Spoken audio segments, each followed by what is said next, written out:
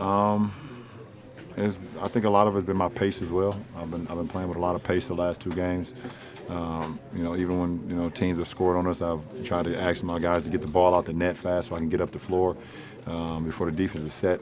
Give us more time in the shot clock to execute our offense, and then just reading the defense.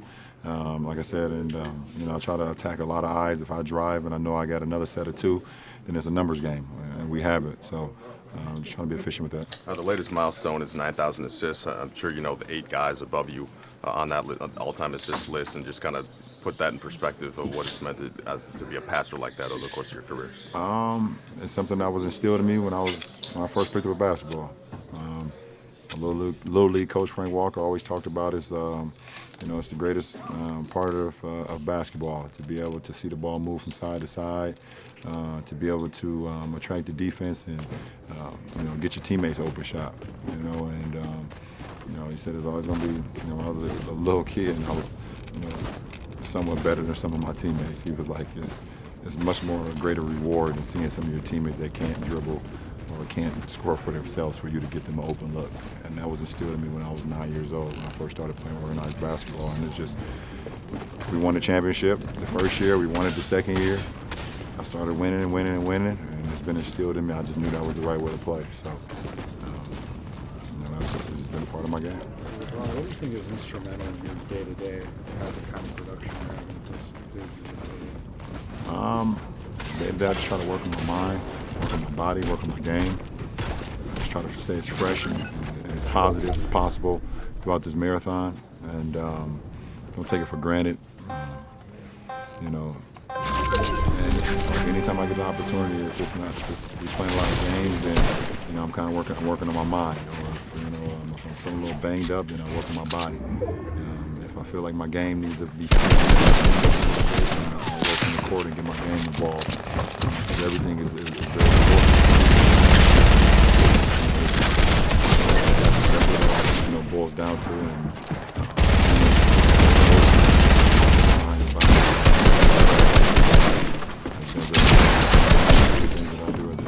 point in my career.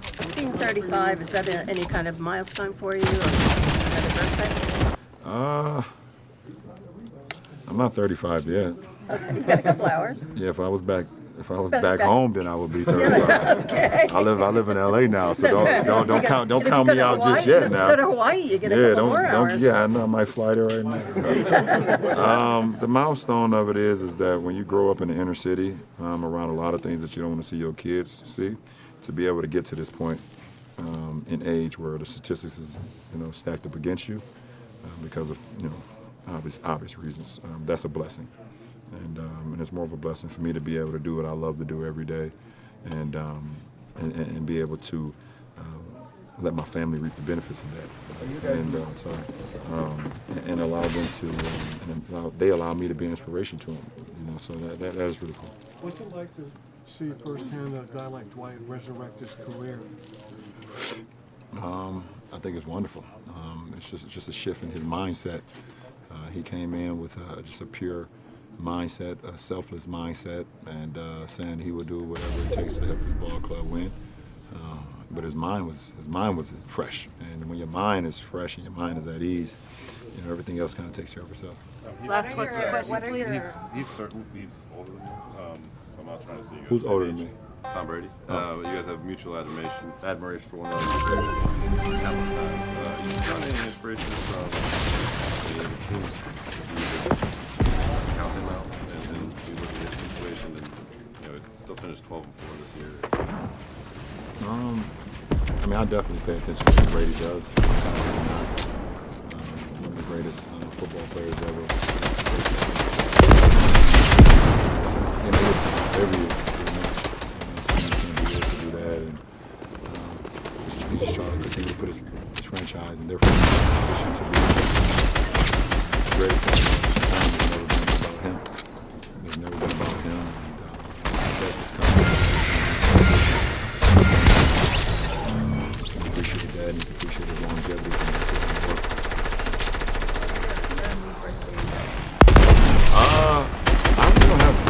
I don't have birthday wishes, to be honest. I'm not a birthday wish guy, or Pardon? I don't have. Oh yeah, I'm gonna have one of those. But that's not a wish. I don't wish to have a party because I got to pay for it. I got to pay for my own. Hey, I know. I got to pay for my own damn birthday. No. The biggest one I had was when I turned 21 so far in my life. That was the biggest party I've had. Yeah, so this one is going to be very mild. 40. Appreciate it. Yeah, appreciate it. Thank you. Thanks for watching ESPN on YouTube. For more sports highlights and analysis, be sure to download the ESPN app. And for live streaming sports and premium content, subscribe to ESPN Plus.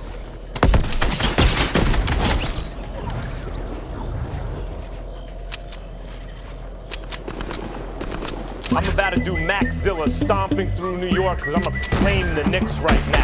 Could you imagine Zion in the Metropolitan? When I took the job, you know, he said, you gotta watch out. Somebody lies. Now somebody lies. We're going to stop calling LeBron James the best player in the world. I have a problem with players like a James Harden. But I can't think of a game-winning shot. Yeah, overrated, Stephen A. Go ahead, overrated. I don't ever want to hear anybody tell me that he is #1 over Michael Jordan. I don't want to hear it. I'm not listening to it. I pay no attention to it. I will give it no consideration. Just wait. What can go wrong with them? So I'm looking at their talent, Will. Their talent. And I'm conceding to you, Will Kane, that the Dallas Cowboys are a very talented team. They have the talent that warrants them being in an NFC Championship game next week. Agreed. But the problem is what? It's always something stupid. Binoculars. I'll leave it alone. Because I'm trying to find the integrity in that tape. You could have pushed to next week. And if it didn't work out next week, you could have pushed it to the Super Bowl. And you know what? If it didn't work out then, you can push it till next year. What can go wrong, will go wrong, is one where you get to push. Will, did I tell the truth, Will? Here's the truth. Because my truth is the misery, whatever. In other words, you're a Cowboy fan, not me, so you would know this better than me. I'll concede that. What would make you most miserable is my wish. Now, I never denied that, and I've never veered away from that. Whatever makes a Cowboys fan most miserable is what I care about. I know that. That's I all. know that to be true. That's it. But you don't. Here's what I take issue with. The giggling, the laughing, and the championing, what can go wrong will go wrong. It would cover. Stephen A., how about this? You said Magic Johnson said Lonzo here. And everywhere around the NBA, you're seeing young thoroughbreds who are showing you, even when they mess up, it's never for a lack of aggression. They all want it. If anything else, they want it too bad at times. Whereas with Lonzo, it just seems to be cruise control. And that is a problem, Matt. Clemson, to me, saved college football last night. And I'm not engaging in hyperbole by saying that. When you say that, it's like, wow, to lose like that and to get out-coached, like you pointed out, Marcus, that is a bad moment. This is a bad day for Nick Saban. At any point during the year, did you say Tua Tagovailoa was the best quarterback in college football? early At on, any yes. point? Early on, yes. Okay, so we saw It was more than early on. Nope. Yes, it was. Okay. Yes, I will. You've been saying it all year. No, Trevor Lawrence has been the presumptive best quarterback in college football for weeks and weeks and weeks.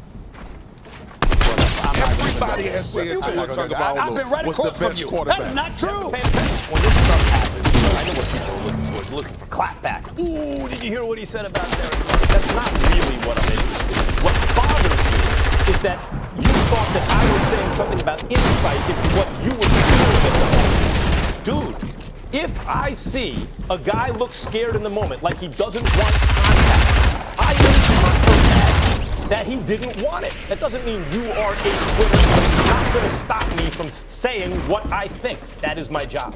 I want to applaud you for being very, very kind to that man, because I ain't about it. This man goes on Golic and Wingo this morning and brings up his kids and talks about how he's worried about his kids Googling and seeing something like that being pointed out. But look at his tweet, because he's a grown man. He's a grown man. Let's read this tweet. How do I challenge a couple of these clowns on TV to a fight? This is what he said. To a fight.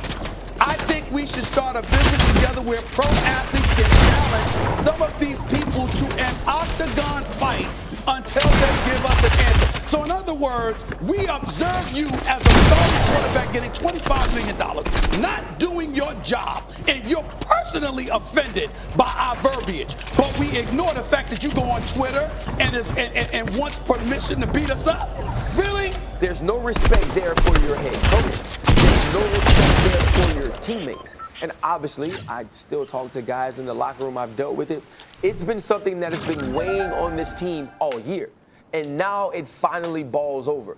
When you're upset because Juju Smith-Schuster was voted MVP and not you, that's an issue. And that's something that has to be dealt with. So you either say, hey, Antonio, here are the things you have to do. Here are the marks you have to meet as far as behavior, or you can't be here. You're compliant or you're not. You're compliant or you're not a Steeler. You can't do it.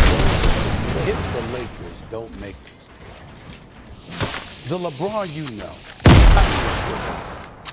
We're in uncharted territories.